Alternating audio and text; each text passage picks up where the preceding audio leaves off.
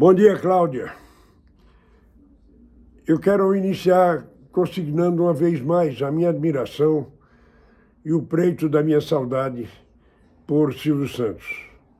Nos aproximamos em 1989, quando da campanha para presidente da República, e ele, entre outros nomes sugeridos, escolheu o meu como companheiro de chapa naquela campanha. Para a gente falar sobre essa candidatura, é bom cuidar de contextualizar a matéria. Aquela era a primeira eleição direta para presidente da República depois da ditadura. A última tinha acontecido em 1960, quando foi eleito Jânio Quadros, o que quer dizer que quem naquela época tivesse menos de 47 anos de idade nunca tinha votado para presidente da República. Então, há de se compreender a azáfama que se criou no país, a ansiedade para votar, para se manifestar politicamente. E havia um fato adicional que foi a implantação do sistema de eleição em 2 turnos. Isso assanhou os partidos políticos e todo mundo queria lançar candidato a presidente da República. Resultado, nós tivemos 22 candidatos a presidente da República, o maior histórico de todos os tempos, em termos de candidatura. Só que a eleição estava polarizada em torno de 2 populismos, em torno de 2 nomes. Um populismo de direita, que era Collor, e um populismo de esquerda, que era Lula, e não tinha para mais ninguém. Figuras assim extraordinárias como Ulisses Guimarães, o senhor Diretas, que conduziu o país por uma vereda de salvação durante a ditadura, nunca chegou a 5%. E, nesse contexto, o nosso candidato, Aureliano Chaves, também não conseguia emplacar. E ele verificou isso porque não chegava a 3% nas pesquisas e estava perdendo em Minas Gerais, seu estado, para Fernando Collor de Mello. Então resolveu renunciar e nos comunicou. Nós então fomos cuidar da substituição. E é claro que não podíamos substituir por um candidato com o mesmo estilo dele ou dos outros que estavam em disputa. Faltavam apenas 15 dias para a eleição, então, com aquela polarização, nós tínhamos que lançar um candidato que tivesse uma popularidade absolutamente fora do comum. Algo que fosse assim como uma bomba de napalm espalhada no arrozal da rapaziada. E o único nome com essas características era Silvio Santos, que, por sinal, era filiado ao PFL, ao nosso partido. O Silvio aceitou a candidatura e então nós fizemos o anúncio da substituição de Aureliano por Silvio Santos.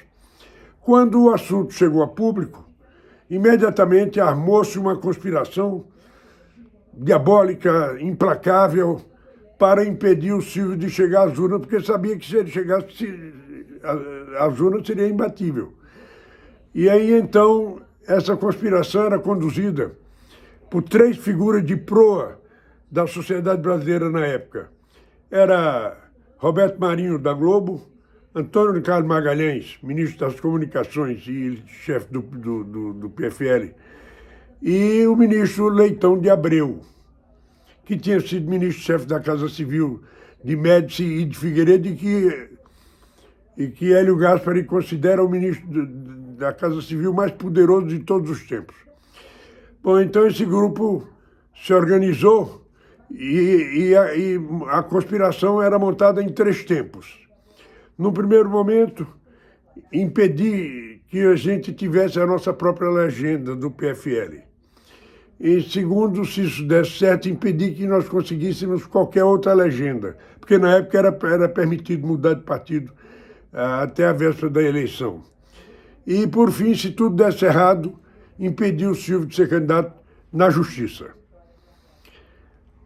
Assim foi feito. No primeiro momento, eles conseguiram convencer Aureliano Chaves a desistir da desistência. E Aureliano desrenunciou e ficou com a legenda do PFL. Nós fomos procurar uma outra legenda, no caso, conseguimos a legenda do PMB, Partido Municipalista Brasileiro, do pastor Armando Corrêa. Um partido digno e aceitável. E então fomos pedir o registro da candidatura no dia 4 de novembro.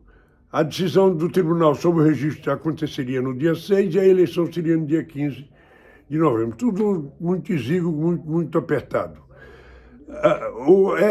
Aquela troika que comandava essa conspiração começou, então, um trabalho de sensibilização da população brasileira. Usar juristas, jornalistas, editoriais, etc., para convencer o povo brasileiro de que Silvio não podia ser candidato porque ele não tinha renunciado ao comando do SBT, à presidência do SBT.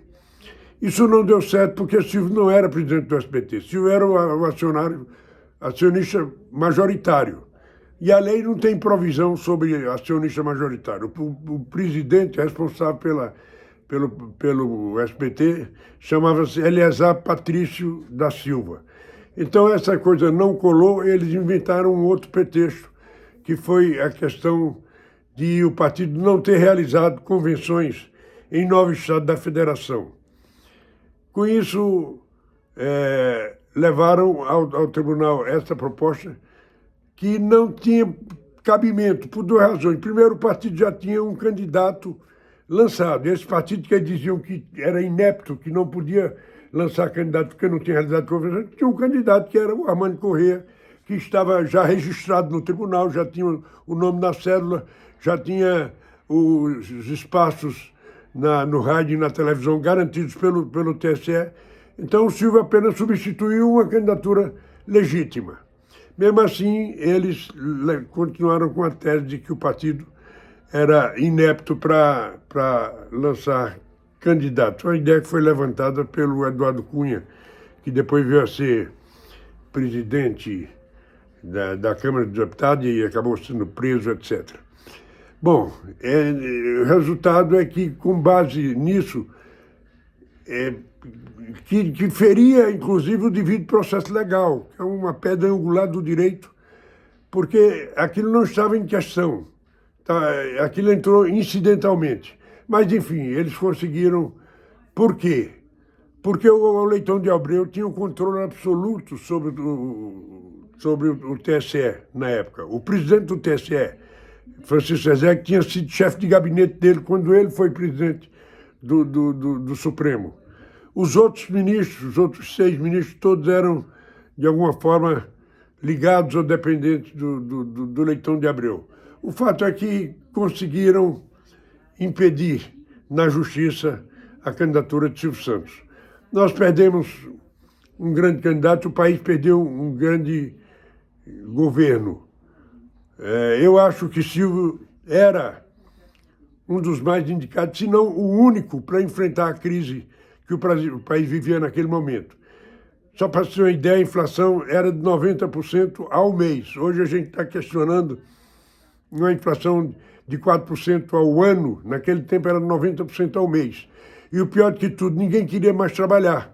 As pessoas, tudo que tinha, vendia para jogar na especulação financeira, no overnight, nas famigeradas obrigações reajustáveis do Tesouro Nacional.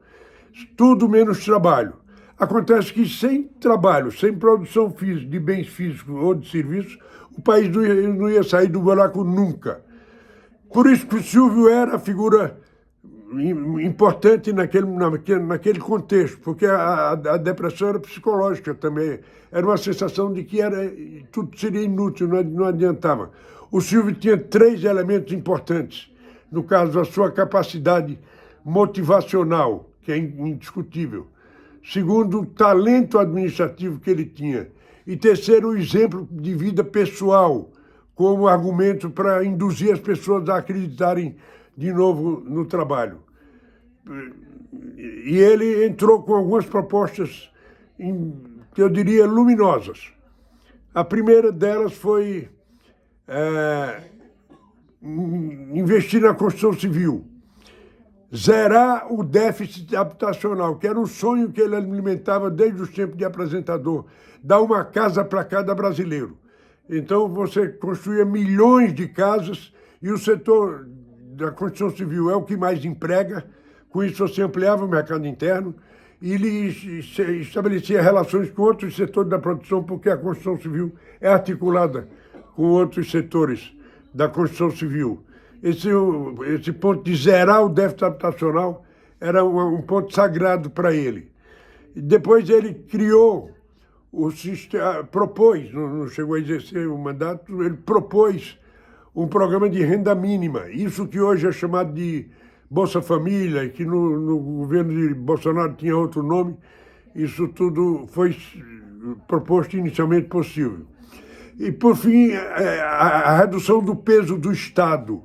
Ele queria estabelecer uma nova relação entre a sociedade e o governo, com a prevalência da sociedade e, com isso, a redução de custos e de peso sobre o erário público.